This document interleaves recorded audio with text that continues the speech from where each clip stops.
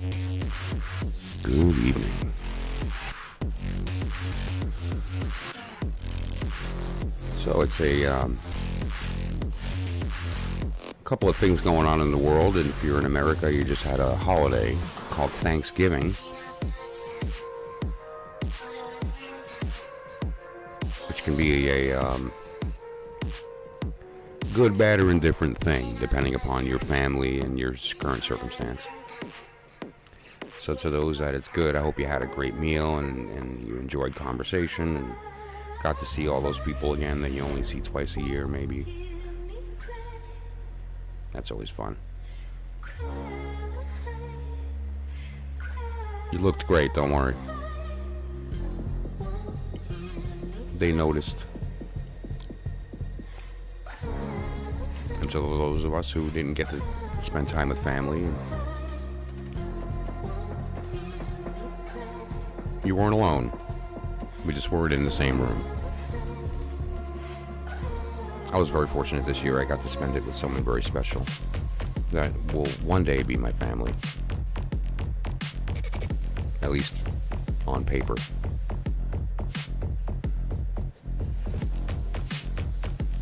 So I'm going to call this year a win.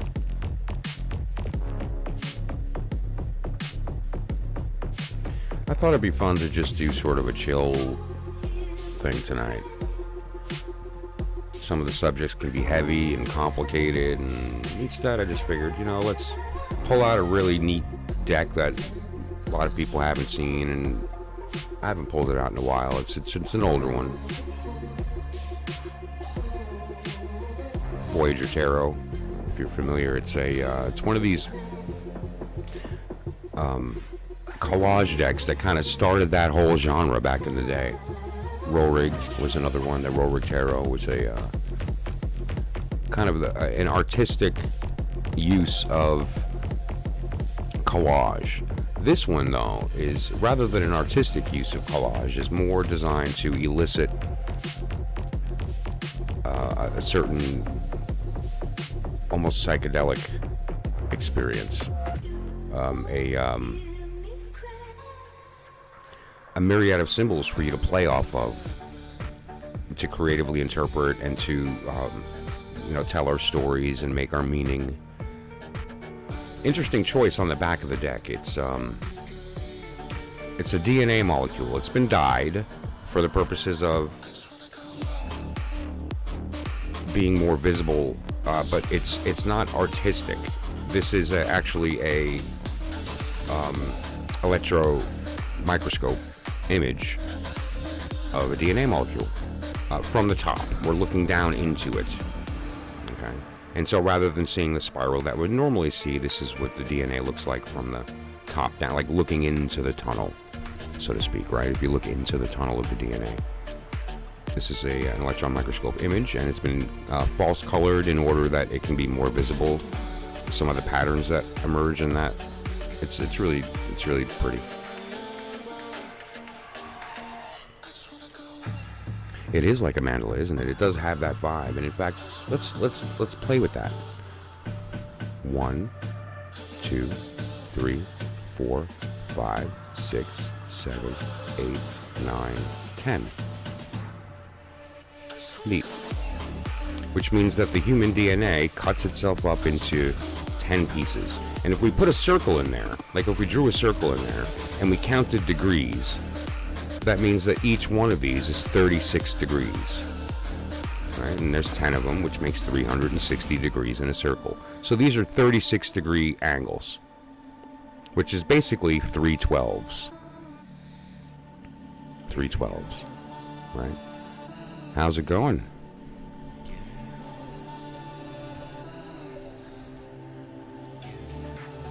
Hello. Glad you popped in. I hope you had a good day. Doing a really, really basic stream today. We're going to be doing a chill vibe, sort of mishmash. So we're going to be talking about some subjects, of course, like, for instance, the DNA molecule. And so far we've gotten to the fact that we have this 10 points which separate into 36 degree sections. That's where that number 36 comes from. 360 divided by 10 is 36. And that's what we look like from the top,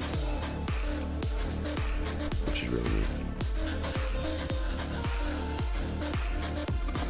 And so, yeah, it's been a lot of fun kind of popping back onto YouTube after a couple of years, and it's certainly a different landscape, but not everything changes, thankfully, right? We're all still telling stories to ourselves. We're all still, making our meaning.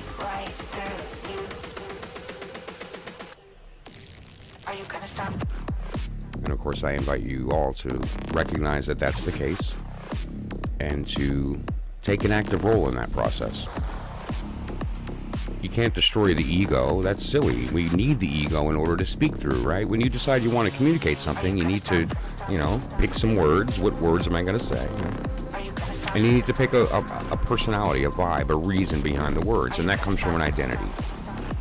And the identity is really not what we are. It's the thing that's necessitated by the desire to speak. And so we can't destroy the ego. That's silly. If we did, we wouldn't be able to speak. We would lose that kind of tool that we use to communicate with each other. What we should do rather is understand that that's the case and take an active role. Remember that we're pretending to be somebody, and be a little more careful about what we pretend we are to ourselves and to the world. Because what we're pretending to be determines how we speak, how we're received.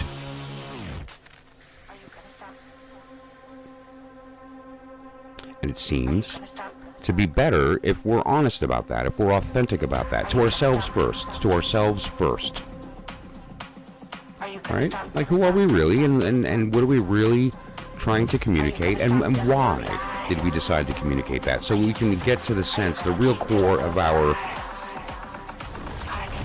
the real motivation, the thing we want the world to know about us.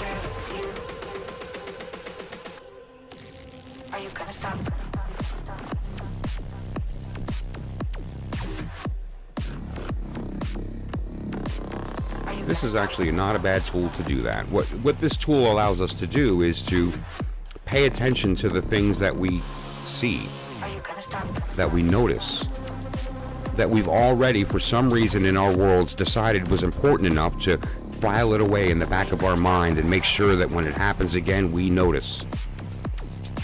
There's a reason that our selves made that decision.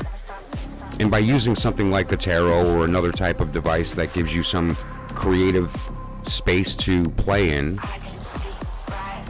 it's not about what you saw, it's about why you saw that thing, right? And so it gives us the ability to not only look at how we interpret, but analyze why we came to that conclusion. What are the experiences in our lives that led us to look at it that way instead of this way? Or, kind of hold both at the same time, which is an even more fun. And so let's do that together. Be the you your dog thinks you are. Oh, wow. Could you imagine? That's a tall task, right? But not really.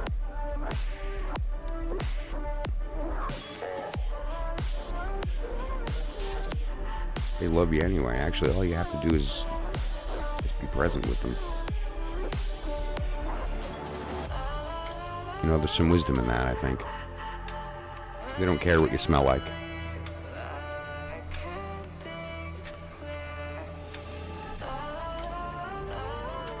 Unless you have a treat hound and you smell like bacon.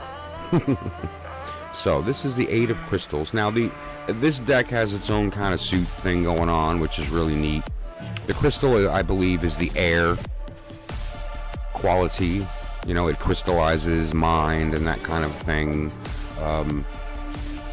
But I'm not sure if it's He may have used it for Earth. It's weird. I don't use this deck for tarot, although you can, because it does utilize the language of tarot. So if you wanted to take the Kabbalistic correspondence of the 8, or use something related to the vow of the Kabbalah with respect to the sword, then certainly that's possible, and the language is there for you. There's even some keywords that he's thrown in that are kind of part of the system of the deck. It's individual to the creator, and it's certainly worth exploring. The expanding our vocabulary in any way we can is certainly useful. But for the purposes of tonight, what I'm going to be doing is just very general, where we're going to kind of pull a couple and look at what we notice first, and then kind of analyze what that means. Right? We're going to look at it from the magical perspective, and look at the why. So let's start here. Let's see what we can see. Put that on the bottom and I'll flip it over. Okay.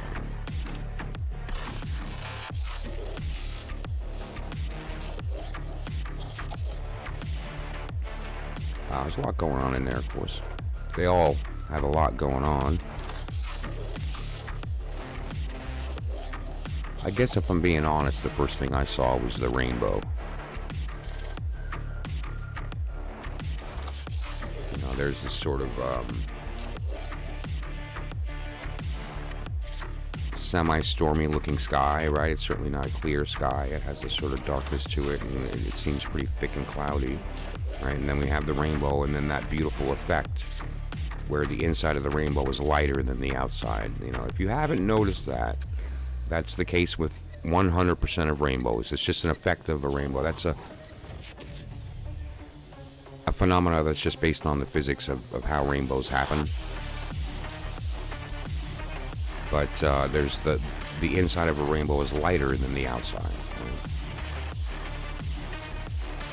At least from the perspective of on the outside of the rainbow, looking in. And the second thing I noticed, which I just thought was a very strange thing, was I saw this kind of, I'm not sure, is that a goose? Or is that like a flying south for the winter type of vibe? Right, like we're going into that period of winter right now, moving into Sagittarius for those who are astrologically inclined.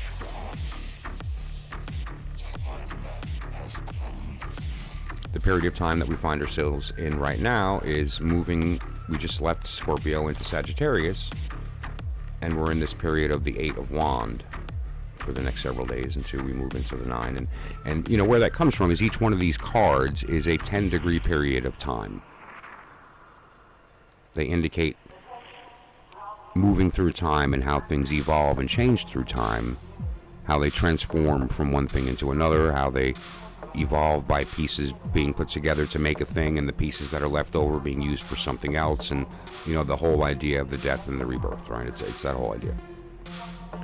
And as we see that wheel of the zodiac turn, and we go through these different influences, we can find the rhyme, the correlation in our own lives, in our own circumstance, in the lives of others, in the wheels of time, the patterns over decades and centuries and millennia and so forth. And so if we look at this with that idea in mind, the flying south for the winter idea is alluding to the fact that sometimes in order to protect yourself, you need to move. Sometimes it could be a pretty drastic one. I mean, imagine how far they go. Imagine that process. And we can get into geese and that whole beautiful phenomena of how they work with each other to find their way to their home in the south, only to return to the same lake thousands of miles away, right? Hundreds at minimum. It's really something. Gives you a little sense of the sophistication of the brain, of the mind and the soul of an animal. We know that turtles do that also. Will return to the exact beach they were hatched from. Are you kidding? How does a baby who hatched know what beach they were born on? There's something to that. Is it magnetics, or is it something greater? Who knows? Let's not pretend we know the answer. But what we know is they can do it. And maybe it does have a little bit to do with magnetics. We know that birds certainly have components of their brain that allow them to sense the magnetic environment in a way that we don't. Very similar to how we use sound to sense our environment spatially. You can close your eyes and using your ears you can tell the size of the space, right? Well, it's a little more sophisticated than that, but you know.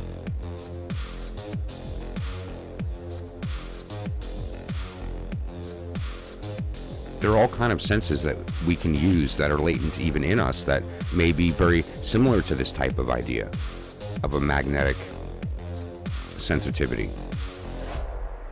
Or maybe a gravitational sensitivity, or maybe a pressure sensitivity. I mean, I think, frankly, we do have a lot of those senses, maybe secondary senses, which are us putting together some of this data and making inference from that. Oh, wow, it's going to rain. How can you tell? It's in the knees. Yeah, my knees start hurting. I know it's going to rain, right? And what is that? That's your body being sensitive to the pressure difference and your brain being nuanced enough to recognize that and use it as a language. And that concept is something that we are literally born and built to do. We're designed for it. Well, whether or not we were designed for it, that has some implications. It's built into us. That ability is built into us. The compulsion for language and its utilization. And so we could very easily go about that process and discover all kinds of senses inside of us that we didn't even know existed. And to begin to see parts of the world that were always there, but hidden to us. Not hidden in some malicious manner, but hidden because we didn't know. And now that we know, it's revealed.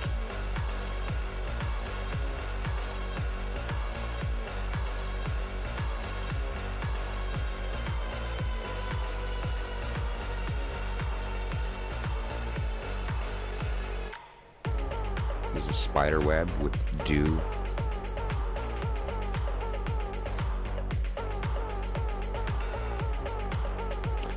Some very interesting work here. I'm not sure what he's got going on there on the bottom. It almost looks like sort of a stone coliseum type pit with, is that sand or is it, I mean, I guess again it's there for you to imagine. Is it lava, right? Is it a, looks like it's a photographic maybe a collage cut out of a piece of desert, like redstone desert.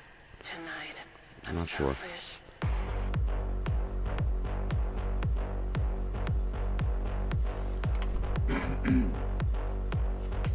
Bird.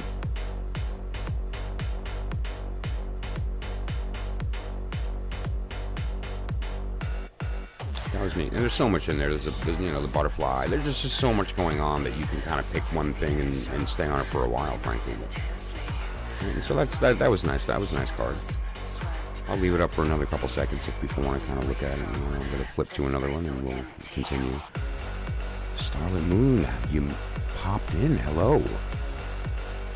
What a thing, huh? Was that something? I don't even know what to say about that. Like, that was the...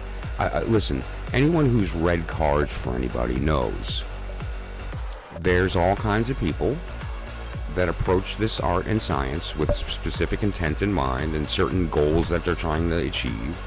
Some of them are nefarious, some of them are authentic, and some of them are somewhere in between. But sometimes there is a component of mental illness that seeks truth in a very direct way, but is not mature enough, and this is not really anyone's fault, but finds themselves in the position of receiving truth but not being able to parse it properly. I guess that's the best way to put it. And it can lead to some very dangerous and unfortunate thinking. Okay, Melly, how are you doing tonight? I hope you had a good night. Thanks for popping back in. It's good to see you. And so Starlit Moon was, I guess, having a conversation with a tarot reader on a live stream, and I happened to pop into that room randomly. I had not met Starlit or this reader ever. And he was in what looked like the middle of a mental break. He was having maybe a psychotic episode. Alcohol was definitely involved. Not at all. Yeah, and I remember kind of mentioning that to you, which incidentally, our conversation wound up sort of public in the Discord. Anyone who wants to pop to the Discord can see Stoller and I having this moment of this. I didn't know how to feel at first, and you're going to see me kind of go through a couple of different reactions. We were in the stream together at the same time, and so her and I are off in the Discord alone and sort of having this "what do we do here" moment. She's a reader as well for decades, and we sort of have this realization of, oh my gosh, what do we do here? And she's right here. There's nothing we could have said. There's nothing we could have done to help this person in that current moment. There was no possibility for communication to take place, and that's okay. That happens sometimes, and that's the frustrating part when you care, right? When you actually have a connection to the real person, but they're kind of blocked from their side from something in between, and although you can see through it, they can't, and we have to sort of, as hard as it is, like kind of let go, walk away from that, right? That's not easy. But yeah, so that said, though, that was a thing, huh? That was a thing. Yeah, we tried. We did. But again, there is a point when you got to go, okay, you know what? This is not going to work. He's just not in the state.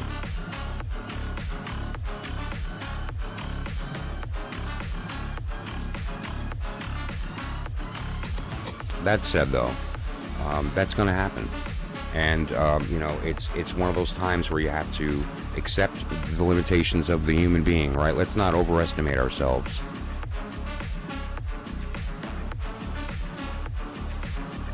We're all a little crazy. We are all in the state of imagining this world. We are all kind of making a lot of assumptions. And when you say background, what are you referring to there? I'm a Freemason, Rosicrucian. I'm a student of Kabbalah and Hermeticism for over 40 years. I've studied and taught divination, including tarot, Ching, runes with respect to the alphabet, the Enochian magical system, the Kabbalistic numerological systems of Timura, Netoricon, and specifically Talmud and Zohar with respect to the tarot, because the goal here is to recognize that they're all speaking the same language with a different vocabulary, and they can all be utilized as a way to pointing to the other system. The 8 points of the Kabbalistic cube are the elements of the I Ching. The 16 combinations are the court cards of the tarot, right? The tarot are really just the letters of the name unfolding, which is really just descending the tree, which is why the planets have the order they do in the system of astrology.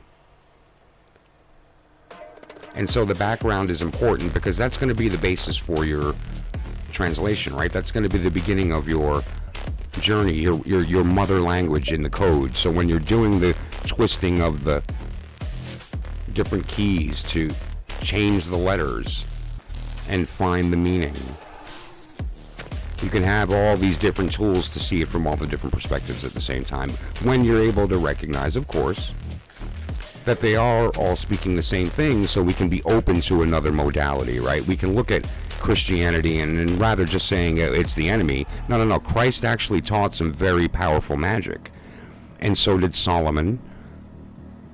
And there's a lot of secrets hidden in the Bible that were lost in time, so to speak. Or, for instance, the Thelemic system, which is a beautiful magical system, but sort of got tainted by people's interpretations of Aleister Crowley as an individual. And, I would certainly argue that if you find yourself in a cult of personality, take a step back out of that and look at what they're teaching and separate that from the monkey that can do math, that's able to put it into pretty words, right? That person's not the relevant part, it's the words. And so the Thelemic system, which is beautiful, also has some connotations due to the fact that it's connected to Aleister Crowley, right? And so it can be a problem there. And so let me just pop in on the chat. Studying under some, okay. Okay, Golden Dawn, great. OTO, great. So we're gonna have a lot of very similar language. Tarot was my intro into the occult. Sure, yeah, it's the gateway, isn't it? And why? Because it is actually speaking these other languages very eloquently, and so it's easy to find those connections. And so when you do come into OTO, you can say to yourself, okay, wait a minute, I understand this language now. I have that initial basis that I can then apply the Kabbalistic system, or the Golden Dawn, which is Kabbalistic. Let's just be honest. Eliphas Levi, which was the one of the major primary figures that synthesized this knowledge into a system, at least publicly. That's the name, you know, Louis Constant, who is Eliphas Levi. And the Golden Dawn cipher manuscripts were that work. The correlation of the Kabbalistic system of the name, the 22 letters, and the paths, and the tarot, that connection. And that's what gave birth to this beautiful innovation that the Golden Dawn gave us with respect to the ascending and descending, the tree being the actual source of the planets, right? Like where we get these meanings in our tarot. And that idea is one of those lost ideas. This idea that the order matters. You know, Saturn, Jupiter, Mars, Sun, Venus, Mercury, Moon. That same order is what appears on the wheel. Right? Saturn, Jupiter, Mars, Sun, Venus, Mercury, Moon. And that pattern is why the small cards have the meanings that they do. This is not some sort of made-up, arbitrary thing where a bunch of stuffy guys with beards wearing robes that didn't, you know, kind of do so well making friends made up a bunch of stuff. You know, it's there's a little bit more to it than that, right? Because what we find out when we seek a little bit deeper, we find that these patterns, these concepts, they appear all over our lives in this rhyme, in this kind of holographic way, where if we are able to understand that this wheel which gives us the year is also our day tomorrow, it will not be the exact same order, but there'll be a period of time tomorrow where you reach Sagittarius, which is mutable fire, from this watery stage of death, which is Scorpio. Tomorrow that will occur in some fashion for all of us. We're all going through this cycle, and these archetypes are going to appear. It's in hindsight easy to see if we looked at the day and said, well, what was my Libra moment? What was my Leo moment? We are the Christ, and we are the Christ that is moving through the phases of our initiation. And each level of initiation, I'm a lamb, I'm a lion, I'm a fish, I'm a rock, right? The bull, Baal. The twins of John and Jesus. Or is that the twins of Romulus and Remus? Nonetheless, it's holographic, it echoes, it overtones. Study up on the path, sure. And a great way to study up on the paths is to recognize that beautiful truth. The paths are also other things. The paths are letters, which means they're signs and planets. Right? What are the paths? We have the outer ring, which are the 12 signs. Those are the edges of the cube, right? A cube has 12 edges. You can count them, right? 4 on top, 4 up and down, 4 on the bottom. The cardinal, fixed, and mutables. The fixed are the ones going up and down, those 4 signs, right? That's the 12 paths. Then we have the paths in the middle, the 7 paths. Okay, and those are the planets. So those are slightly different. They're a little more anthropic. They're a little more solid. They're a little lower on the tree, so to speak. But they're also higher level because they're actually a reflection. We're not talking about the planets themselves. In fact, the signs didn't even exist until the planets came into existence, which necessitated space in order for them to occupy, which gave birth to the signs. So then, finally, we have that center, which is what it's all about. Aleph, Mem, Shin. Salt, sulfur, mercury. Cardinal, fixed, mutable. Father, Son, Holy Ghost. All kinds of ways to look at this. Solid, liquid, gas. A lot of different ways to look at this. Actually, that's not true in this case. This would be gas, plasma, and liquid. Solid is what happens when these 3 interact. But nonetheless. And so those are the paths. And of course, why are there 31 paths, not 22? Well, because we also take the Sephira as separate paths themselves. Keter is not just the first Sephira, it's also the first path. And so you add them up. The alphabet, the number is 22, plus the 10 Sephira is 32 paths. The 31 plus the Fool, right? The 32 paths. And so there you go. That's a good basis for kind of, moving your study of the paths to a different language real quick, and then moving it back. Say, all right, let's do the astrology paths, and then we'll spend a week realizing the signs, planets are really just paths on the tree, and those signs and planets, change based on their cardinal, fixed, and mutability, which is the middle of the flower here, right? The signs and planets are all dancing, and they're all changing their alchemy, their phase and their transformation from cardinal, mutable, fixed, i.e. applying the salt and the sulfur and the mercury of the alchemical process that we see, for instance, in the Lover's card in the Thoth Tarot, right?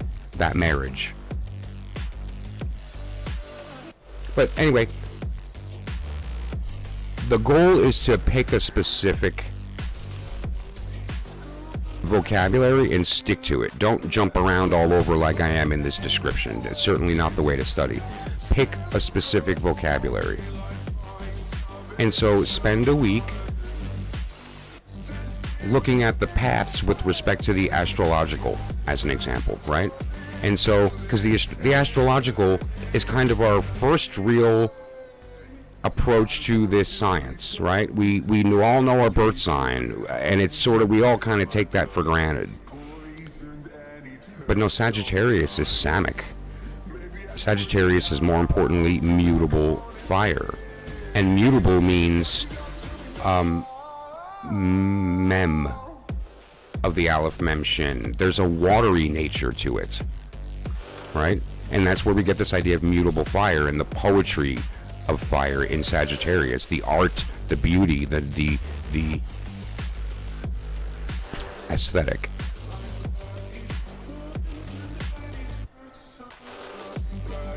So if we say, instead of all going and get confused and looking at all the different modalities, I'm just going to look for the week at all the signs and planets and say to myself, how do the paths relate to that? What does Aries have to do with the Emperor? What does Taurus have to do with Baal, the bull? That led to, the whole, the story. Right, and then so forth, or the beautiful sexual alchemy of Cancer and the Chariot, right, or Leo, and this beautiful idea that Leo and the path of Leo is Tet, which is the serpent, and so it gives us a little indication about why we see this lion-headed snake all the time, as the Corone's on, or the demiurge and these other things, like where that symbol of a lion and a snake came from, and that path, and kind of using the astrology, which is a very sort of commonly shared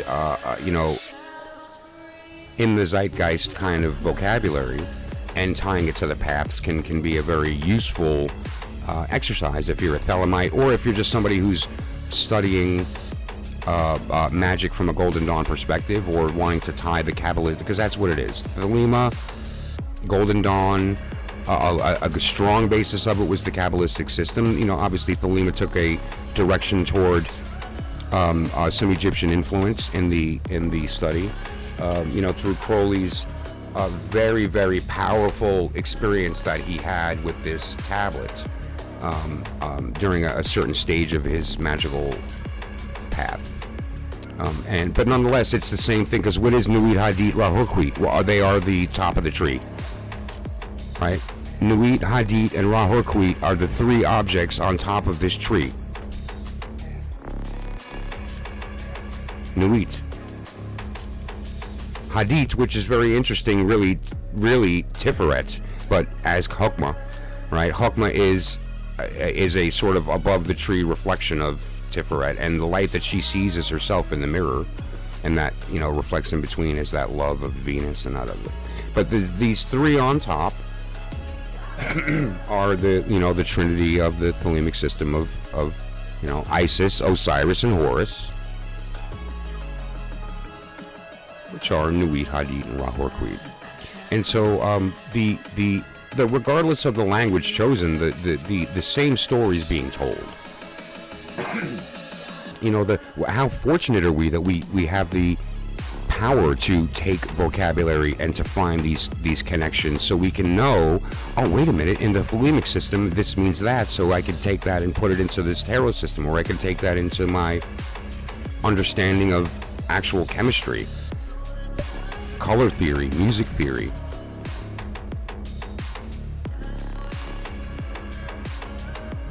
It's quite beautiful when you're able to put three cards out and through your practice and understanding hear a sound, because that sound is understood by your mind as this card represents this symbol, or that symbol represents this note. And because you do your LBRP, and when you're speaking the name, you're also hearing it intoned in your mind. When you see that symbol, you will hear the sound in your mind. And with practice over time, that becomes a denser experience, a more solid experience, and so that you can play notes with symbols, with letters of the alphabet. I agree with you. I'm not going to be as lofty as saying that I know that to be true, but my interpretation of speaking to not only just Thelemites, but you know, people who study Kabbalah, whether through one bump or another, through Magick, through the Thelemic system, you know, clearly didn't get the whole picture yet, right? And of course, Crowley talked about that. Like, you know, you can't fake it, but once you've been there, you'll know. What's the secret of the ninth degree? It can't be told, but it can be known.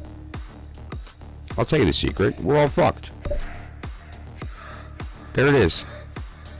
There's the secret of the ninth degree, people. We're all fucked. Now, what does that mean? You have to interpret those words. I promise you they're the secret, though.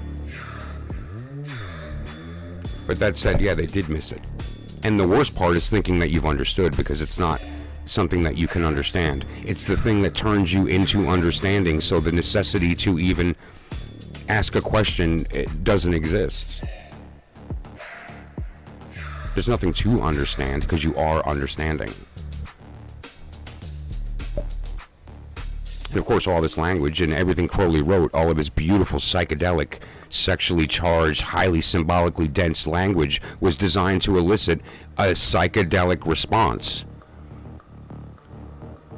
of, I got it.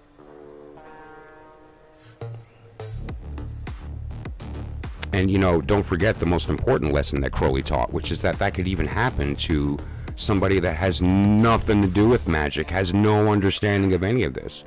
People forget that. Trying to understand divine goes through Da'at. Wow. And don't forget Da'at's where we are and never left and will never not be, and where we're supposed to kind of move toward, right? It's funny. The middle pillar ritual is designed to bring us back up to the tree, but it's in the process of doing that we're supposed to stop here, because when we start going up and realize that that thing descending toward us is us looking at ourselves in a mirror, and that we are the mirror, not the light. We're not the speaker. starlet. We're not the listener, right? We're the thing being spoken. And so people will misunderstand the middle pillar, realizing, thinking it's that you're ascending, or that something is descending. No. While you're going down, it's going up. While you're going up, it's going down. And that's really you just viewing yourself from the outside in. Trees always grow upward, yes. And the higher they grow, the deeper their roots. Actually, I have a beautiful image to illustrate that exact point.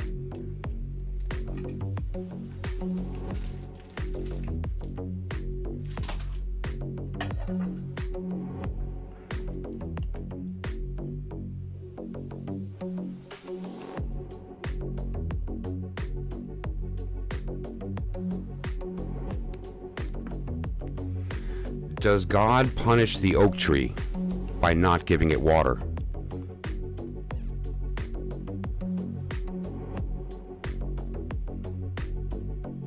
Or does it force the oak tree to dig its roots deeper so that when the storm comes, it still stands when all the other trees fall?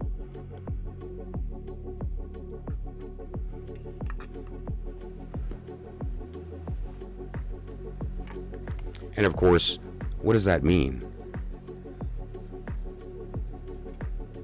Who's having the experience, right? Exactly, Millie. Yeah. Who's having the experience? And thank you for bringing that up. That insight is great. We think that we're the ones having the experience. We think we're the ones doing the observing.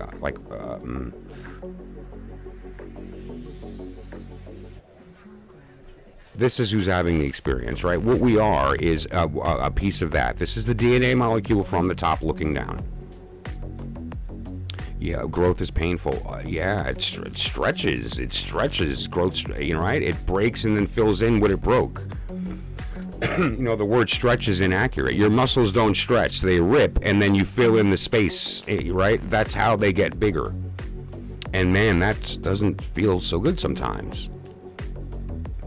And so we can maybe ease into that. And let's take that slowly at first until we get a sense of what we can expect. And then maybe we can leap a little deeper, and then we can say, okay, I'm ready. I know what it's gonna sting, but I'm prepared.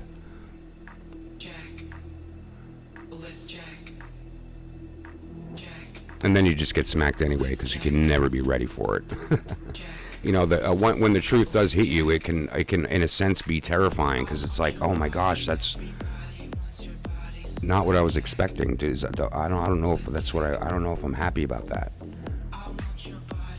Truth is a little scary, right? I mean, imagine when this all began. It was dark. There was nothing. I'm not talking about Ein, because you can't.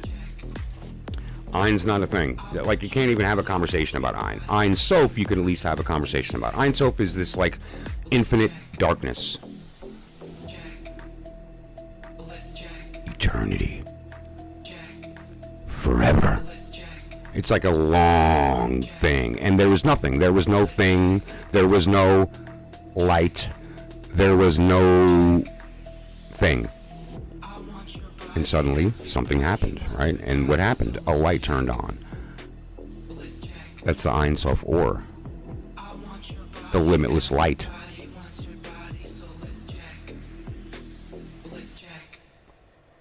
Then, the scary part. You saw the light, and in seeing that light, self was born. It was the original lie, the original mistake, the moment of seeing a light and thinking it was somebody else. Self-awareness. God became aware of himself and mistook the light for somebody else. And in that moment, terror. I'm in a space and I'm all alone. I can see that thing, but I can't reach it. And so the universe was born from that gasp. It was him calling out to that light.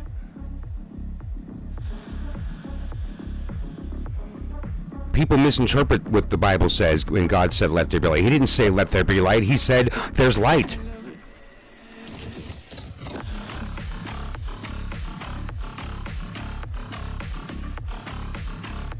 course, what was that? What does that mean, what I just said? If you were actually seeing the light, but you're the one casting it, that means that before the light was cast, you were that darkness, and the light emerged inside of you first, right? And so, essentially, it all began here. The empty cup. And a light emerged inside of that cup, and that light was Keter, who made the mistake of seeing in there and thinking he was seeing something else. And it rang like a bell. It rang, and that is Hokmah. The light of Hokmah is Binah ringing like a bell. And that's where you get the ultimate receptive energy of this idea that we can only receive and God can bestow. And yet we who are only able to receive bestow. How do we do that? By ringing.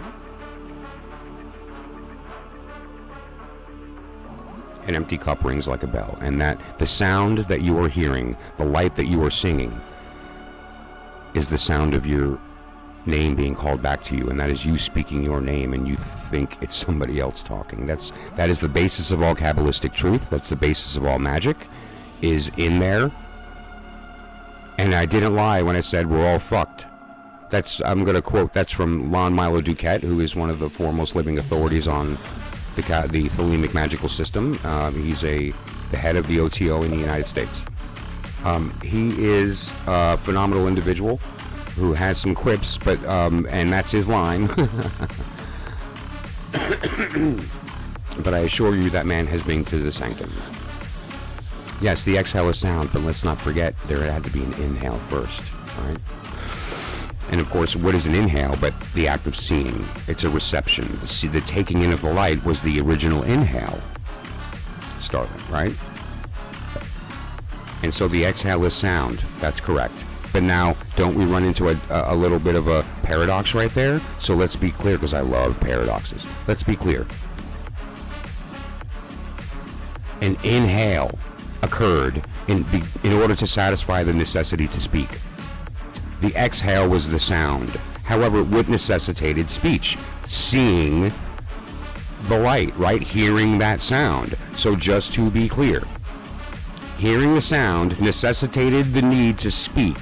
So you inhaled and then spoke the sound that necessitated that original need. And that loop of seeming like it's counter-contradictory is the flip that the Kabbalists talk about when you cross the abyss. That's correct. That's correct. That's right. That's a true statement. There was a point he was had. That's not the case any longer. But yeah, that's right.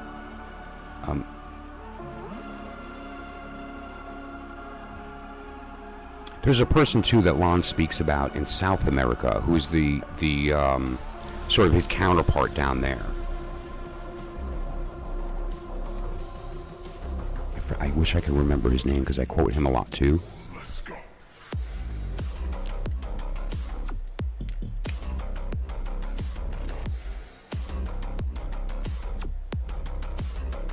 Yeah, quite an individual. I think one of the reasons I bring Lon Duquette up a lot is because of lineage. And what I mean by that is that, you know, the person who initiated him was initiated by someone who is directly connected to Crowley. It's a very small little chain of that knowledge, and the integrity of it was an important thing when it came to the point where the order was all but gone. There were 3-4 members. And so Lon Duquette's contribution to the fact that OTO still exists cannot be overstated. We've talked a little bit. He's provided me with some stuff that I use. I sell some of his products, and so we've had some conversation. My wife has had conversations with him, but I've never met him. I haven't had the pleasure yet.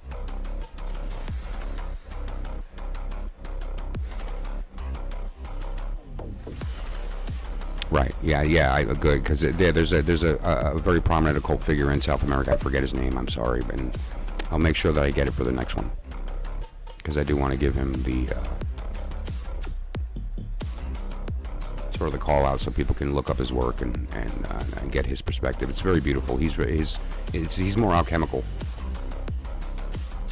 which makes sense. You know, it's just sort of how one of the vocabularies that we can take in this process is very visceral, very, you know,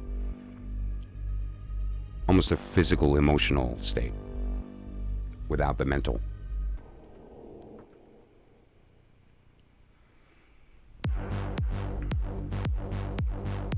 You know what I did do, and this was what a thing, and if you can do this, do this. I got to see his pantacle. He donated his pantacle to the Cleveland Occult Museum, and I went, and I saw it. I kind of, I don't know if this sounds strange, but I couldn't photograph it. I felt weird photographing. I felt like it was personal. I got to see it. There's no need for me to take a picture of this thing and have this, you know, but it was great, and it was exactly what I thought it would be. I've seen it before in some video, and to see it in person was really something, and it's beautiful, it's big.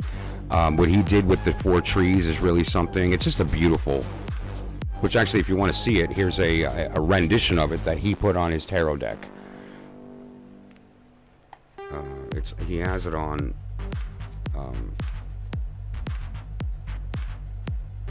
there's one spot that he put they're all over the place. It's those 4 trees in the middle, but he has a couple of really good renditions, like the Ace of Pentacle, I think, has a good one. Yeah, see, it's inside of her. His ace. It's a great depiction, so I think I'll.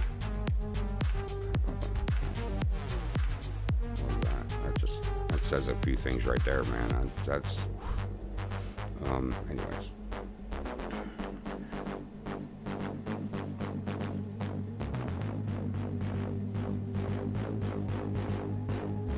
The androgen, I think that was a wise decision for him to have made that as an androgynous figure.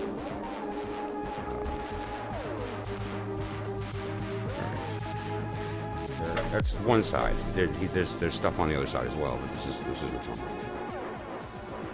You're in Ohio, awesome.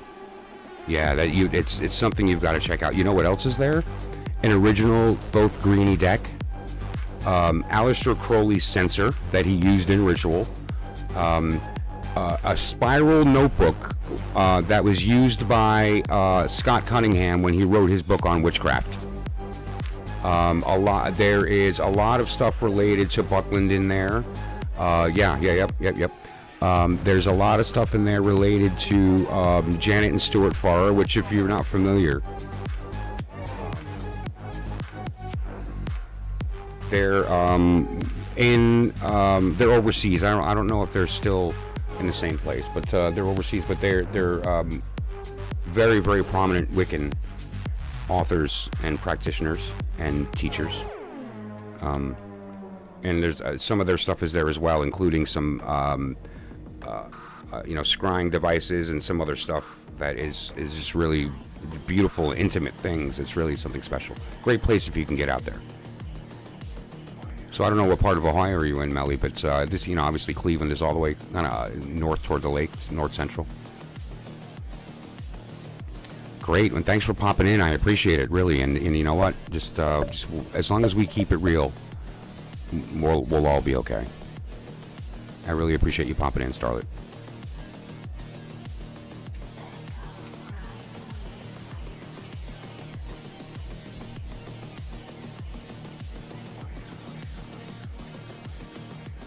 So yeah, Melly, I tell you what, it's quite a place if you're able to make it up that way sometime.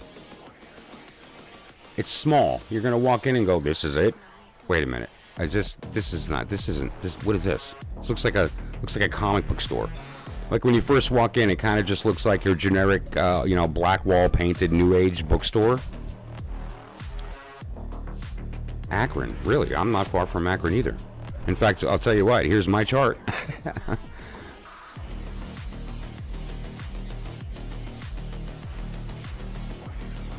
right. When I say up here, the Magic City, that's a literal thing. I am in the Magic City. But that said, though, yeah.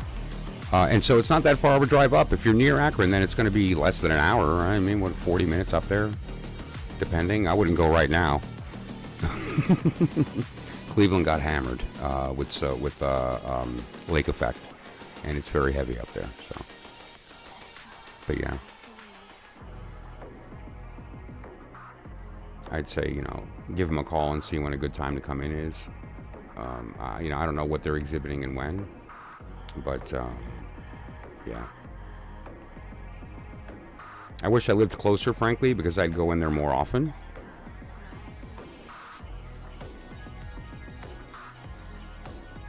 No kidding. So, wow. What a small world. If there's a chance we bumped into each other at you know, the grocery store, or you know, grabbing a soda somewhere at the gas station. I mean, what are the odds?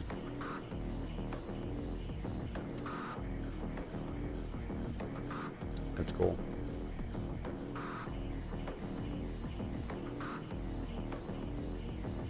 Well, that's awesome. It's, you know, because I do plan on doing some local stuff as well. Wolf Creek Winery.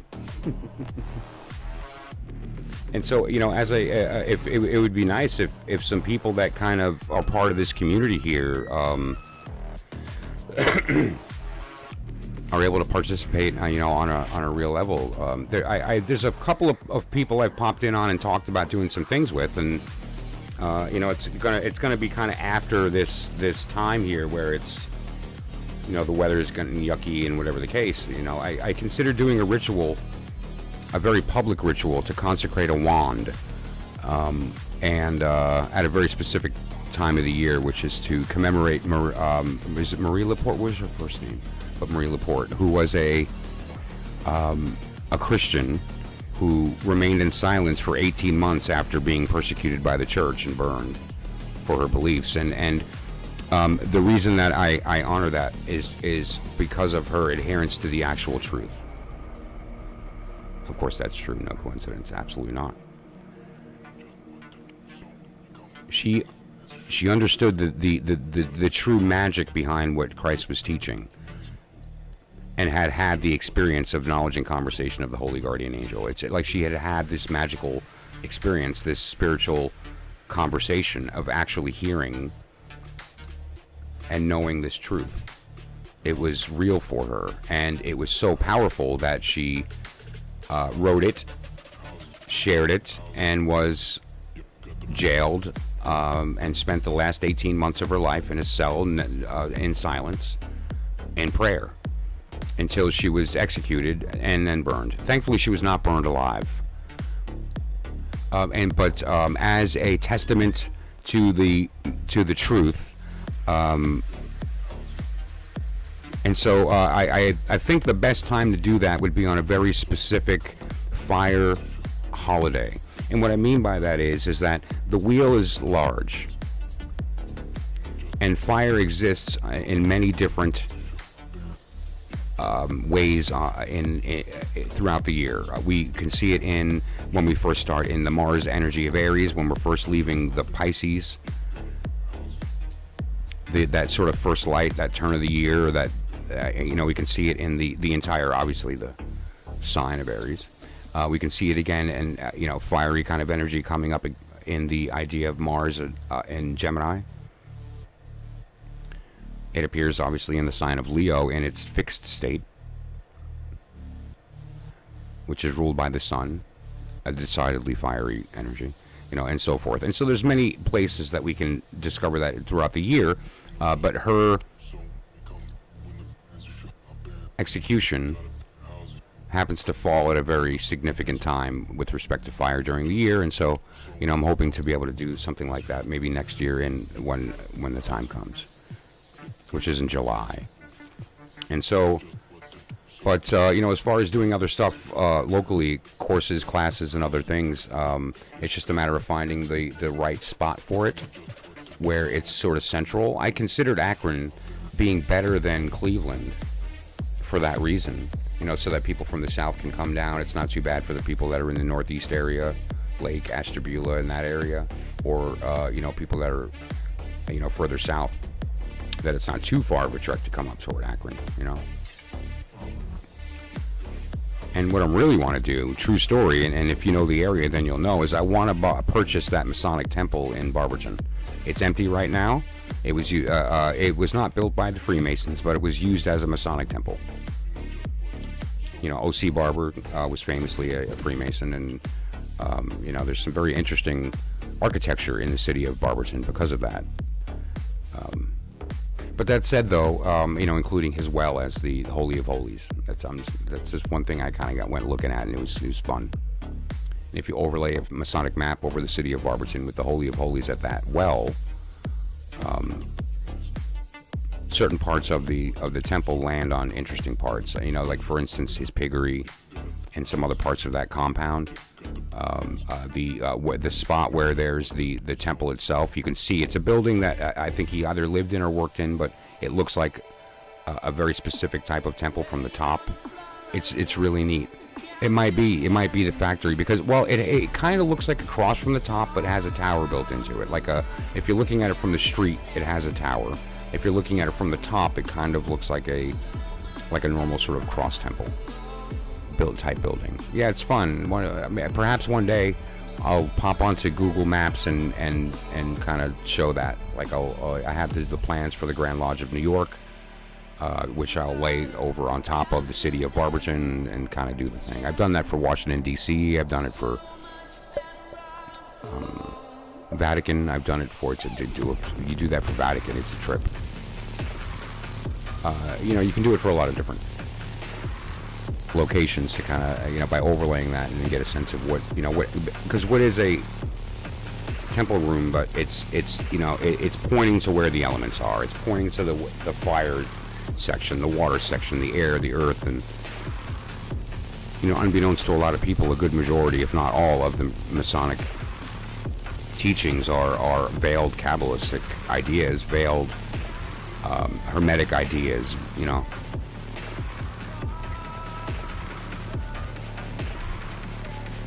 You know, and I wonder how much of it is sort of meant to be found, or was just designed by him as a, you know, just part of what he believed and wanted to do with his money. Like, I'm not implying that there's any hidden, although, I mean, come on, a wishing well?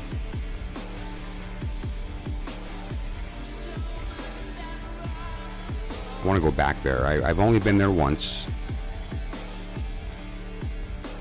I was taken by somebody who's from the area and shown a couple of things. Somebody that I have a deep respect for. She's an astrologer and a very intuitive soul.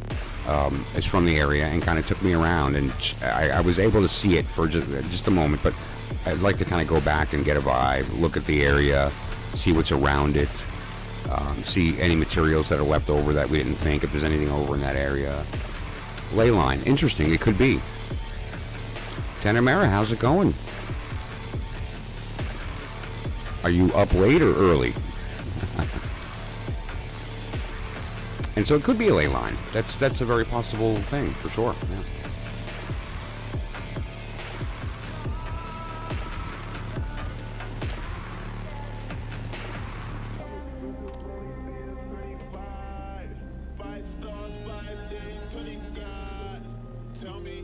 A little shark energy in the house. Late, okay, yep, that sounds about right. Same here. Yesterday was a weird day because, you know, with cooking and the holidays and all that, both of our schedules were different and whacked up, and we slept weird hours and cooked, you know, it was cool. But, so I actually wound up taking a nap after turkey, and we slept through alarms and stuff, and kind of felt good, you know.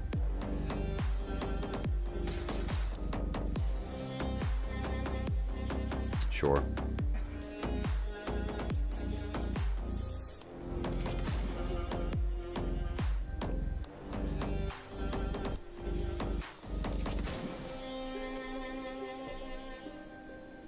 Did you get any piece of that storm? You're not kidding. Because we got some snow to the north, on the lake over there by Ohio, Michigan. We're on, the Ohio side of that lake there. I wonder if you did. Okay, yeah. They're expecting roughly about, 4 to 6, so it's not going to be too bad. It's just a little thing, but I haven't seen snow yet. It snowed a few times, but none of it stuck, and I missed it. Like, I didn't see it while it was happening, and so since it didn't stay on the ground, I missed it entirely. But I'm looking forward to having at least one good snow this year. I know the guy I watch is I watch my local, but Ryan Hall, and I think he's out of Kentucky, but he does a good weather, and he's talking about lots of snow this year, man.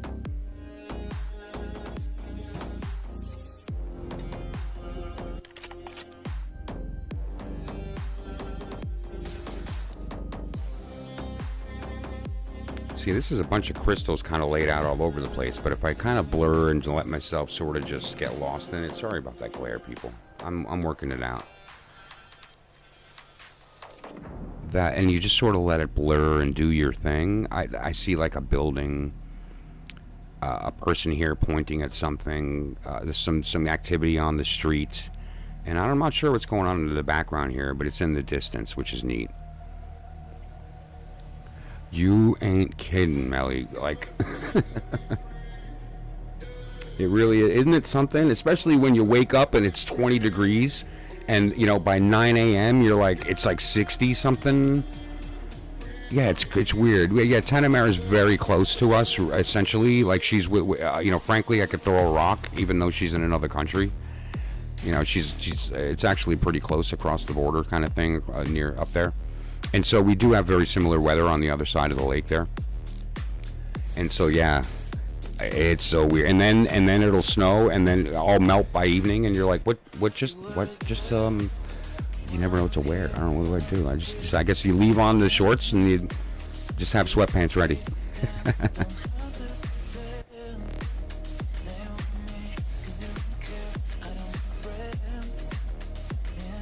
True. Yeah. Well, that's just it. That crazy Arctic air that sweeps through. I'm sometimes just south enough where I miss all of it. I miss all the rain. I miss all the snow. It's good.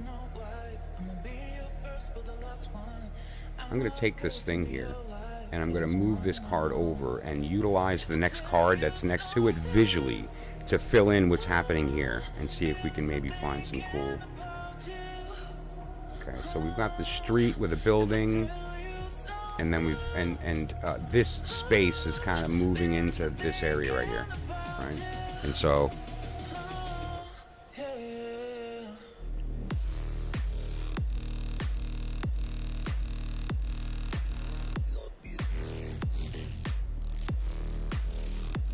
it's pretty diverse up here as far as the different places. The people so far. I travel a lot. I have been all over the place. I'm always in this kind of open to that. And my experience thus far in Ohio has been really, I'd say the people are good. I really like the people. I really like the, I can't say anything bad about anyone I bumped into. Well, a bunch of humans, of course, and so that's, it's a gradient. But really, secondly,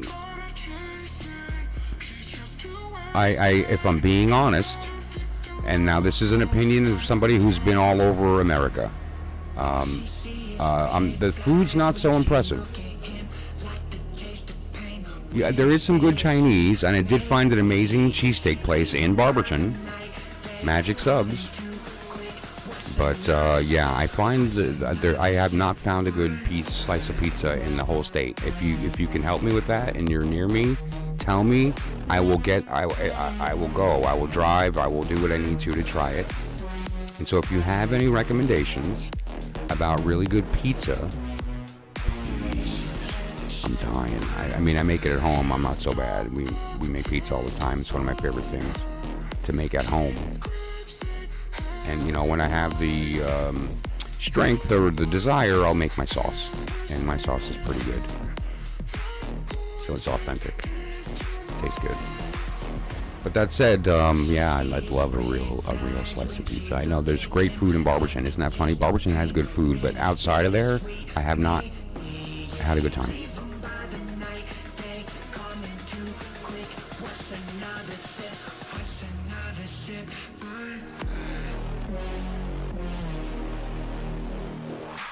Oh, okay, yeah. Well, that's unfortunate that you have good pizza but don't like it. It'd be cool if it, like, you know, it didn't matter because you don't like it.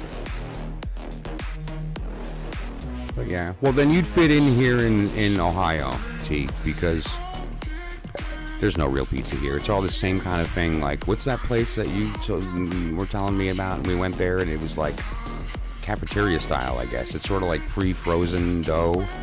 I don't know. It's a weird kind of vibe. You know? Real Italian. Now you're talking. See? You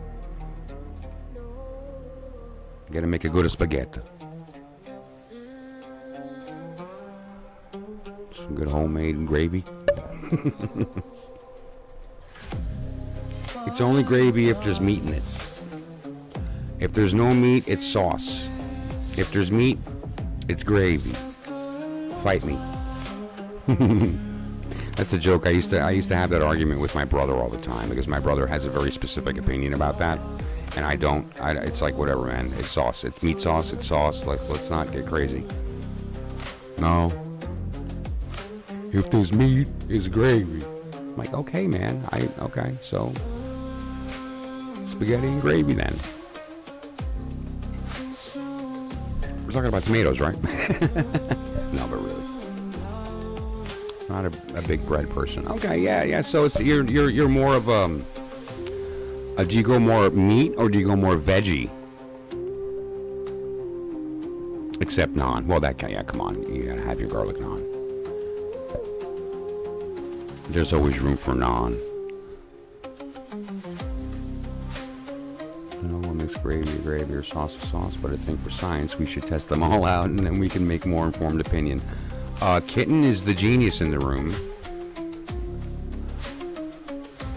And I think we need to add Alfredo to that list just for the control, right? A brown gravy. What are some other sauces that we should add to this experiment? Melly's cooking the sauce, and so she's down for the red. I can make the Alfredo then. Perfect. I'm warning you, my Alfredo is to die for. To fucking die for. Like, if you are a fan of that sharpness that hits the side of your mouth, you know, the back, behind, underneath the ears, then my Alfredo is gonna get you. But it also has that sort of like salty umami that's like not really salty but kind of sharp and you love. Rose pasta, okay. Someone's got to do an olive vodka, right? Oh, there you go. You sure? Yeah. Yeah, some kind of wine. That's got to be part of the experiment.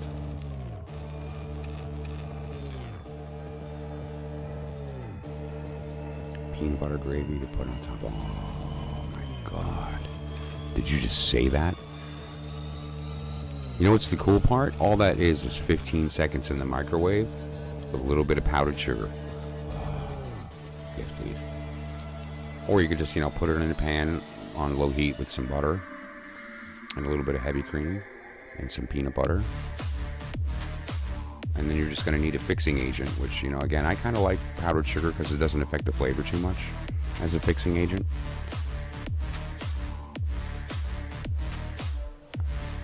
Yeah. Beautiful. All right, so we'll get together. So between the people that are in the room right now, we're actually in proximity. We can meet for lunch, and it would only take an hour.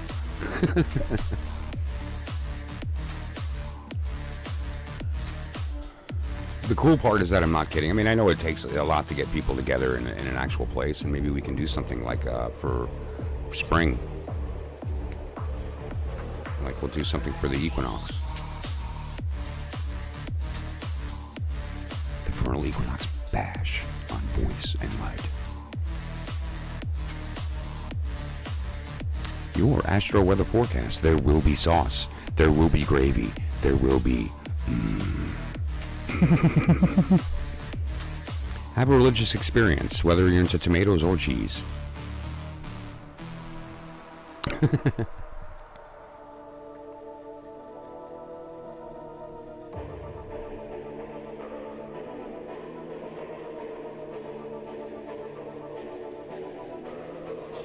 All kinds of fertility and bounty. It's interesting that right in front of her belly there's some eggs and like a bunch of food.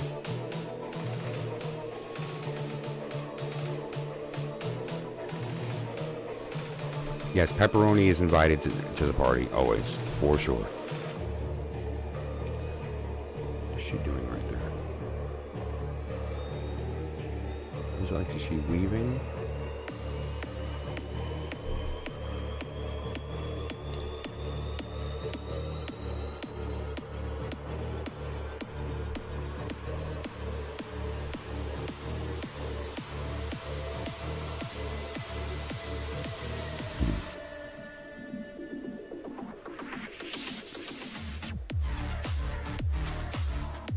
It's really hard not to see the way it's laid out that this idea here is in her mind. And she may even be dreaming about the baby. And this is like her dream about, you know, what's coming. The possibility that this is bringing forth.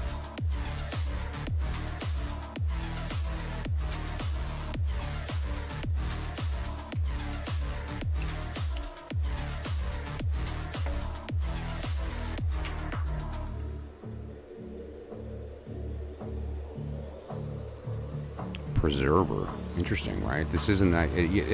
you would maybe hear that word or think there'd be a different word there based on the... But I like the idea of preserve as opposed to create. And that's the interesting thing that we talk about, you know, like who we really are. Women can understand this maybe a little better than men because you come from an umbilical cord, which was connected to an umbilical cord, which is connected to an umbilical cord. And that carries all the way back. Is that a pestle and mortar by her belly? It might be a mortar pestle. Let me see. Let me use the bigger ball.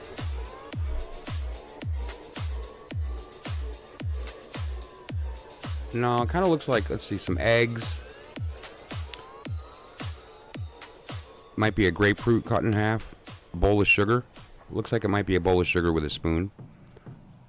But you saw a mortar and pestle, so that's what it is.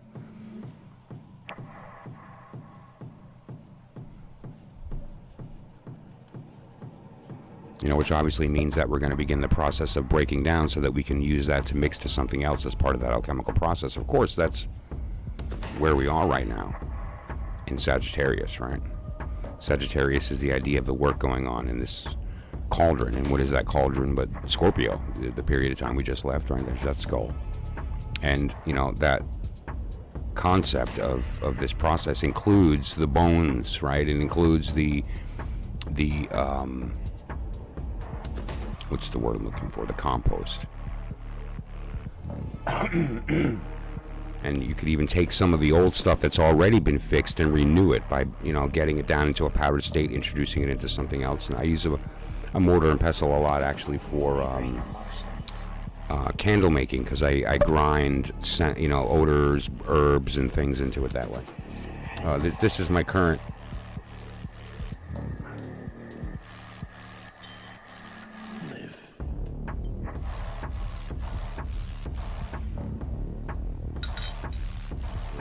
I like it too because it rings like a bell. This is brass. This probably weighs 5 pounds. This thing is ridiculous.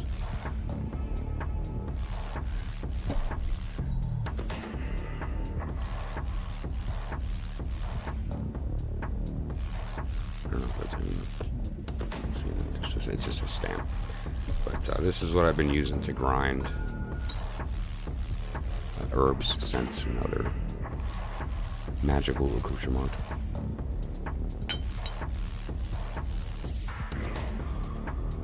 I was giddy as a schoolboy when I bumped into that thing at the store. I was like, oh my gosh, I just hit pay dirt.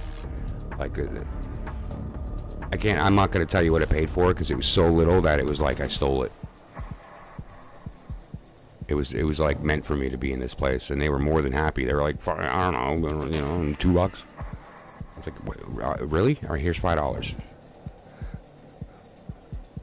And I walked out giggling like a fool. I couldn't. To everyone else, it's just a cool thing or whatever, right? But to a magician or someone who cares, Malik, and T, I'm sure you absolutely. ShemHaMephorash is a very creative soul that I'm sure has used a mortar and pestle in her day, right? Me too. My favorite thing is to find all kinds of magical stuff. God, what did we find in our travels, love? I can't even. Are you kidding?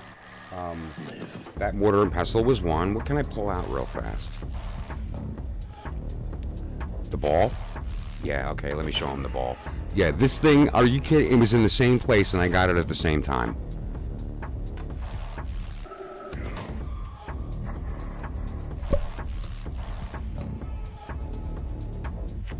I can't. This thing is super heavy.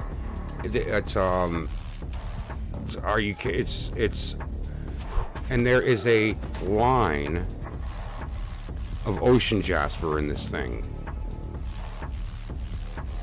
Like, you accidentally bump into, and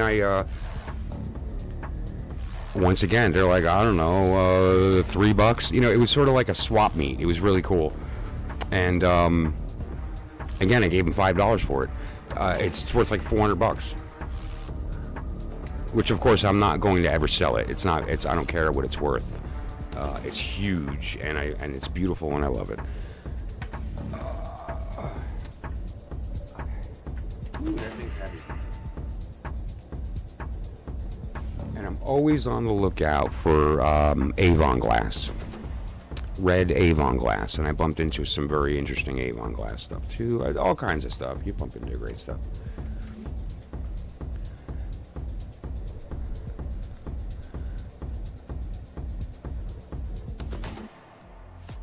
Just all kinds of good. Look at this thing's great too.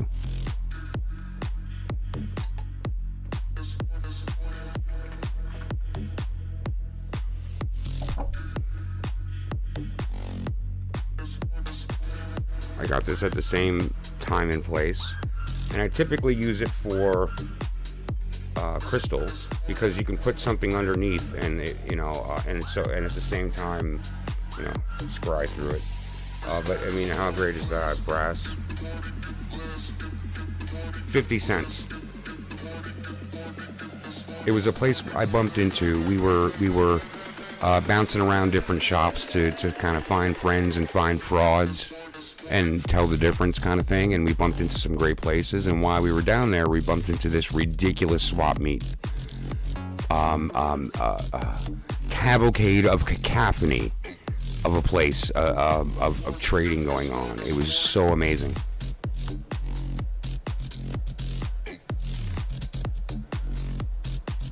And a lot of really good stuff came from that haul. That was quite a day. We spent barely anything and left with so much. It was not even, I can't even begin.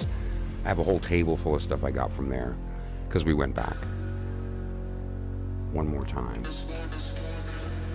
Oh, yard sales are just a gold mine for Magick.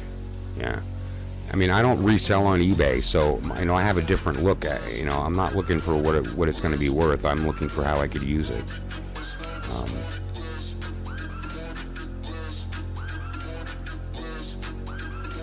I want to be moved by these things, and I want them to be part of my space and to grow with me. Oh, look, whatever was in my mortar and pestle, it spilled on my rose cross. How do you like that?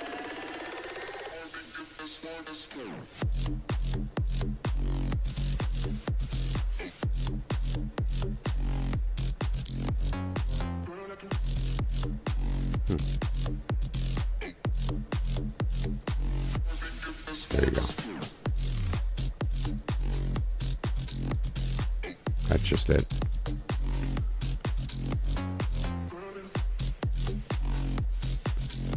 How awesome. I love it when you can find like a really good one that you connect with, you know? Sure. This is my favorite piece of quartz that I own. It's a beautiful ball. It's super clear, but more appropriately. And when I bought it, I wasn't sure they had seen it. Let me find it. I bought it, and then as I was looking at it, I'm like, oh my God, do you see that? And they hadn't, but right there, see that angel wing? That's a natural inclusion, that angel wing. How amazing is that, right? Like, what a find. I'm not sure if I can get it on camera. It's right there. But there's this inclusion that looks like a perfect little angel wing. It's really, I've never seen anything like that before. And the clarity of it, I mean, it is a beautiful, I have to polish it. It's actually very dusty, and I'm feeling very brave that I showed this on camera considering how dusty it is. But that said though, yeah. That angel wing was like, what a beautiful little, I mean, there, look at that, it's on the bottom there. Just something special. Special little inclusion that has that beautiful little evocative shape. It's okay. That was at a different place. I didn't purchase that at the swap meet. That was different. That was an actual crystal dealer, and I got to look through some stuff. And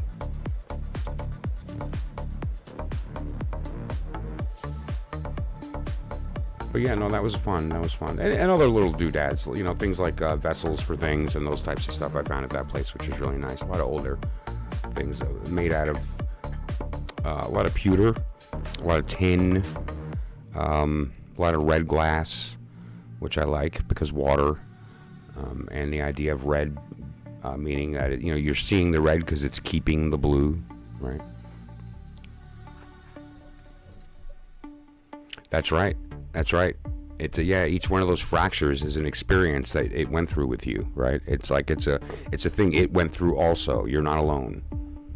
You know, by holding that stone and realizing that even though it's cracked, we look at it with such reverence and beauty means that maybe the world can look at us the same. And that it's okay to have cracks because it just, you know, recognize what made it. Maybe we all are the same. Maybe we all have cracks. Maybe we all are beautiful. At least to somebody. Certainly to God, to the universe. How do I know? Because God creates beauty and He created us. Right? Well, she. This was certainly not decorated by a man.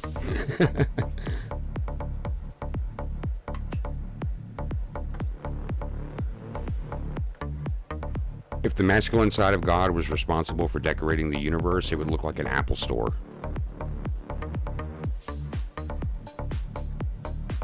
How can we make it really efficient? No, honey, I think we should put some color. No, color. It distracts from the profit. Yes, but if it's beautiful, they'll come. Well, okay, well, we'll make the thing, I don't know, no, white. White, gray only.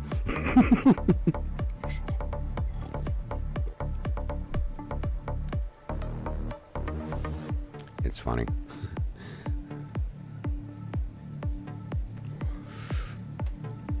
And of course, I mean, let's look at Thoth for a moment, right? I mean, Thoth, you know, everyone credits Aleister Crowley, but this was painted by Frieda Harris. This was painted by a woman. A woman was the energy able to bring forth his vision and actually make it real. He was a big ball of esoteric symbolism that could go off like a fire hose, and she had to somehow synthesize that into an image, and she was the one able to do that, right?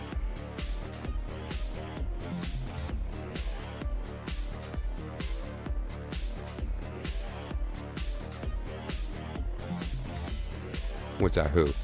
The same duelation will show you my two. You will not believe how many hits they have taken from me. Oh yeah, I can't wait. There's a few crystals of yours. There's a few little things that I saw when we started talking about the bead oracle, right? That I was really wanted to speak to you about that I never got the opportunity to.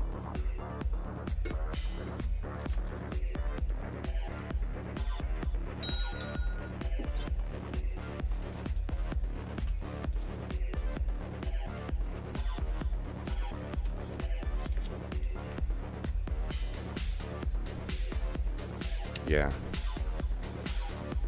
Yeah, I don't have any. That's the only crystal quartz I have that's in a sphere. All my spheres are glass. This is glass, and my large one for scrying is glass. Crystal in this size is way too expensive, man. I don't got money for that.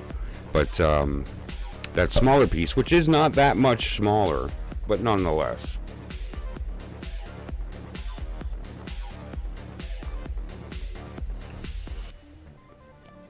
And when I scry in the crystal instead of the sphere, it is something else. Typically, I'll put the crystal quartz behind the sphere, and so it kind of bows it, and as I turn the quartz, it has an interesting effect in the glass, right? And you can have some sort of environment for, things to happen in the scrying process.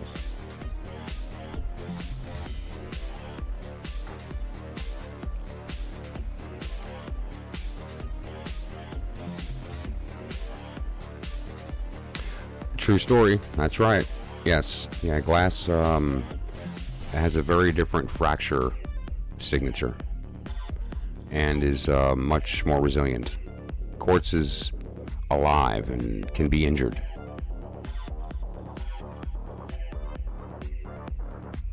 Yeah, you always see perfect, right? Because this was meant to be perfect. And even if I were to throw it on the ground, it's not going to crack in the middle, right? You're going to get a chip on the outside, or it's going to fracture in a certain way, which is random.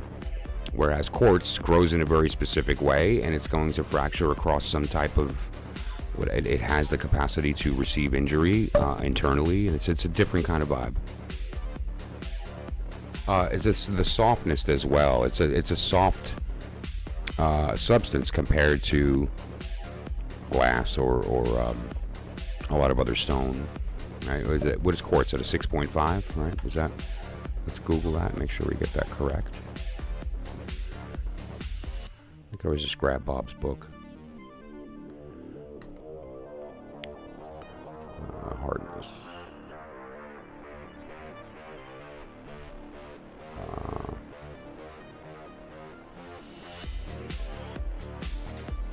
Okay, this is putting it at a 7. Okay, so it's a 7 on the hardness scale. Quartz.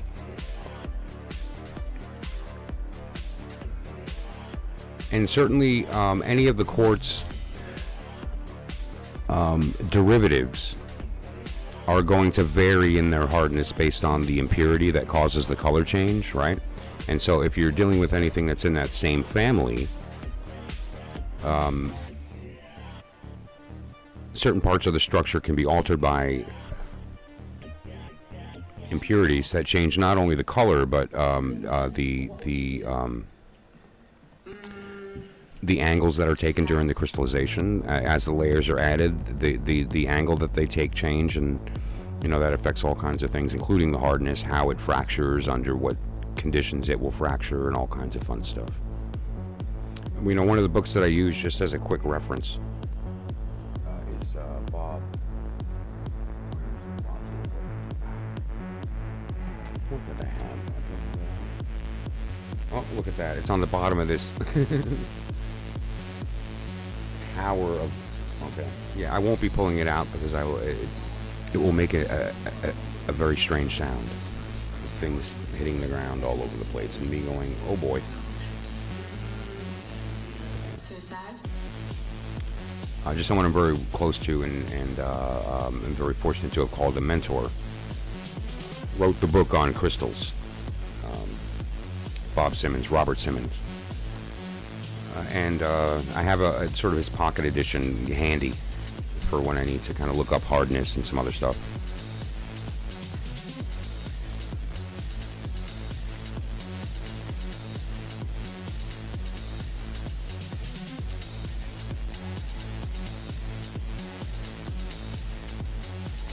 What a beautiful depiction of the Lover's card, because it's really just us symbolizing that as a sculpture of two people hugging that makes it not one thing.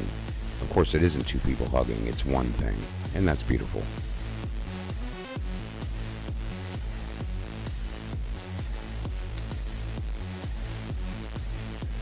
If there's any better lesson than that, I would love to know it. The fact that we see anything as more than one thing is us doing that, right? That's our interpretation of what we're witnessing. There's no separation. The separation has inconvenience, of course. It helps you know where to put your foot down.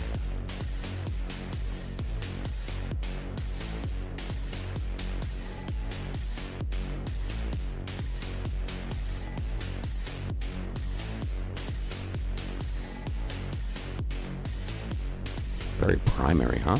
Primary yellow, primary blue. Even the kind of pinkish rosy quality of the ruby is still red against that blue.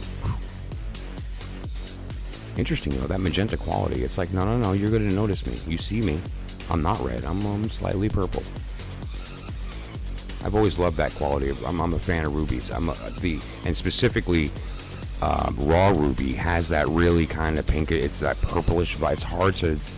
A lot of the gems, are picked for their redness, and so you don't get that magenta-ish, that pinkish, that quality in ruby that's there in modern jewelry, because we're always striving to get that perfect red. But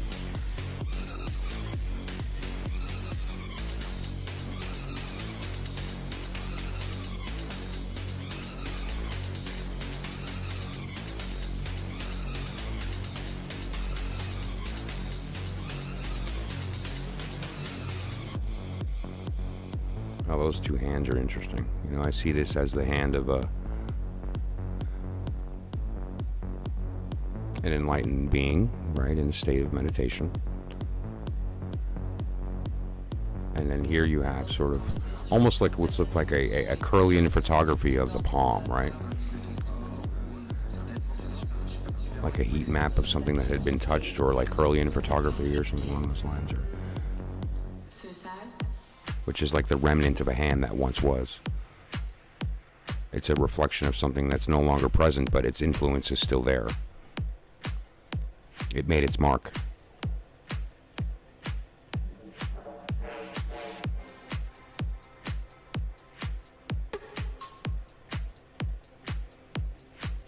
If we had the appropriate lenses, we'd be able to see it, but that doesn't mean it isn't there, right? And so you tune your machines and you can see the heat of the hand that's present on the surface.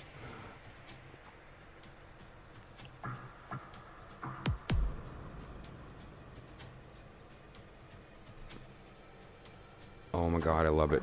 You're right. And I think that's on purpose, actually. Let's see. Yeah, that's hard to argue that heart wasn't on purpose. Wow. Imagine the wound of Christ as a heart. And of course, what is the heart? It's not only the thing responsible for moving the blood. It's the cup that receives, right? It's binah. So that's beautiful. The wound of Christ is binah. What does that mean? That level of thinking will lead us to some very interesting conclusions about what a wound is and what it means to sacrifice and all those things. Love is a very complex emotion. That's a whole lot more than feeling a certain sensation, right? It's the recognition of ourselves in the other. And if the other recognizes themselves in us at the same time, then we both are in the moment of knowing who we really are. And so we become the same thing. We become one thing. That's the goal.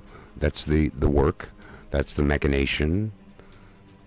That's what we're doing when we pull cards to the divine. That conversation is eliciting that exact thing. Hey, I see myself in that, and I hope that you see me too.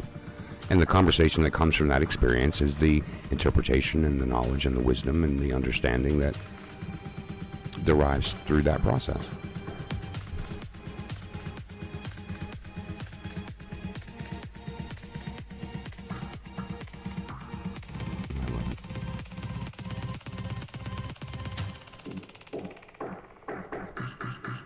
That children have this thing that we lose when we get older and we let life bang us around.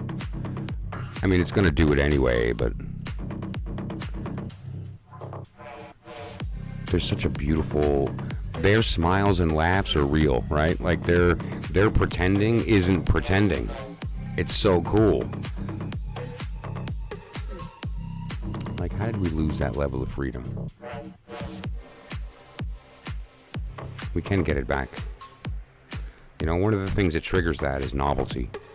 Seeing something you haven't before, and that wonder resparks. It's like, oh wait, that's new. And that's why we're always seeking. That's why we're always swiping. That's why we're always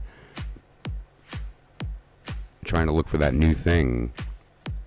When that's really easy. Look at all the things that you think you know, and now realize that that's you speaking back to you in the language it knows, in order for you to hear it.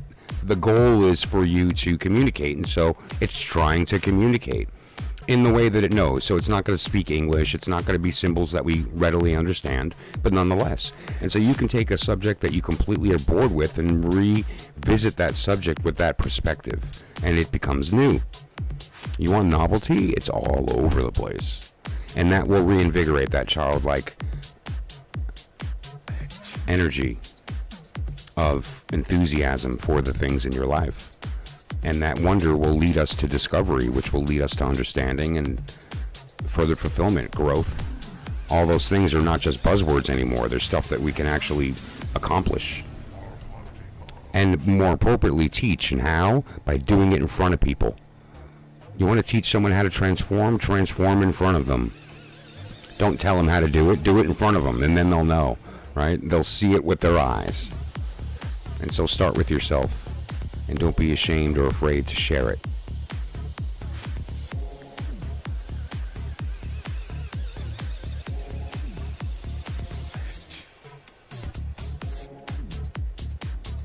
I'm going to hang out here for about another 5 minutes or so.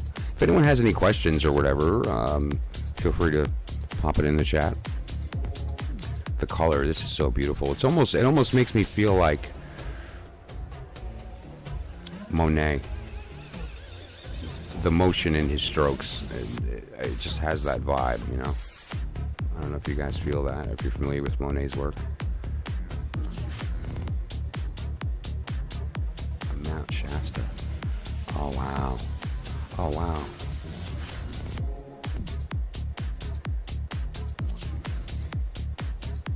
See, I love that. I'm glad you said that because I got to see it in a different way. And I was locked in on a thing. Like, what I was seeing was pretty solid, but as soon as you said that, it dissolved. And something else was born. How beautiful.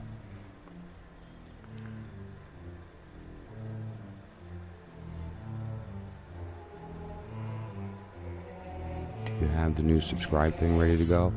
Oh. Boy, I don't know. Whatever do you mean?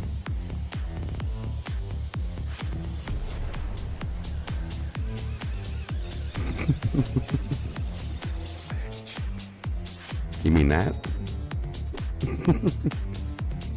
Okay. Yeah. 8 of Cups, is that what we got before? Cool.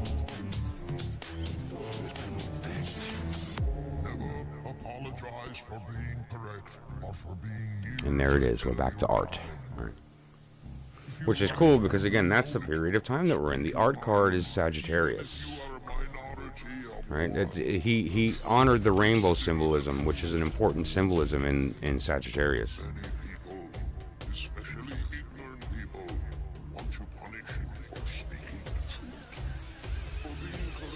It's indicated in the Crowley system as the light that's coming from the vessel as an arrow, and then it becomes her cape, that rainbow, and then it bursts out behind her, which is an extension of her cape,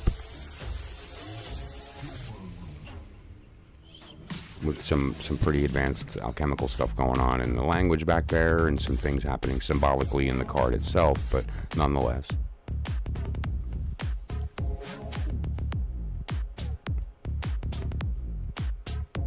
And the period of time that we're in right now is Sagittarius. Right? And so the art, another word for that is temperance. In the Rider-Waite tarot system is temperance. And what does that mean? But, you know, by tempering something, it gets stronger. Right? Temperance is a very often misunderstood idea.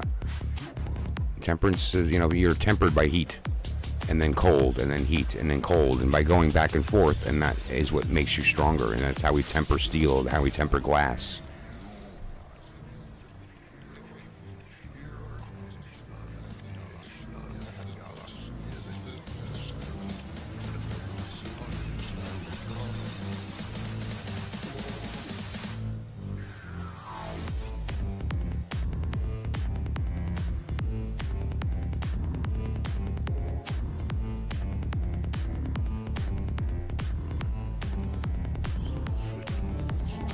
So,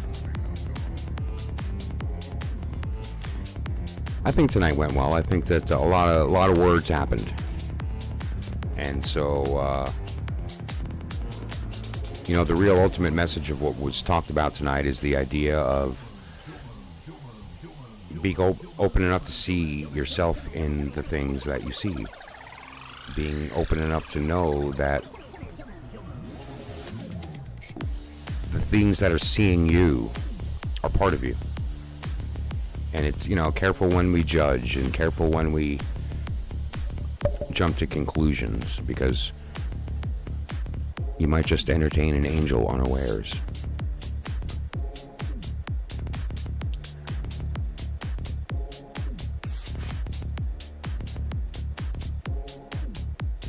So we'll start this up again tomorrow night. I might just, we'll see in the afternoon what's going on. I might actually pop on in the afternoon. I'm not sure. If you want to join and I do that, then, hit the bell and do the thing, and you'll be notified when that takes place. Otherwise, my phone number is up there. It works. If you were to call it right now, you'd hear the Imperial March from Star Wars. That's my ringtone. But you would hear my phone ring, right? It does work. Shoot over a text message. That'll be R2D2. That's right, I'm that kind of guy. I'm turning 50 next month, people. I'm allowed to have Star Wars on my ringtone and it not be ironic. I was actually there for the opening. I was in the theater. Thank you so much for everybody joining, and every time you come back, it reminds me that we're all in this together and we found each other, and that's a great thing. So I really do appreciate it. ShemHaMephorash, same thing, and we'll get together and figure out how to like a screen on, whether we use Messenger or you do a stream and we collaborate, and then I get you in that way. But whatever, we'll get you on screen so we can you can show off your stuff, especially finally complete what we started with the Oracle together years ago, and being able to talk about the beads, and I can't wait. Another thank you again, and to whoever's here that didn't participate in the chat, I really appreciate you listening. Thanks a lot, and I'm always open in the Discord to answer any questions that you have, so pop in at any time. Otherwise, you guys have a great night, and remember that I love you always.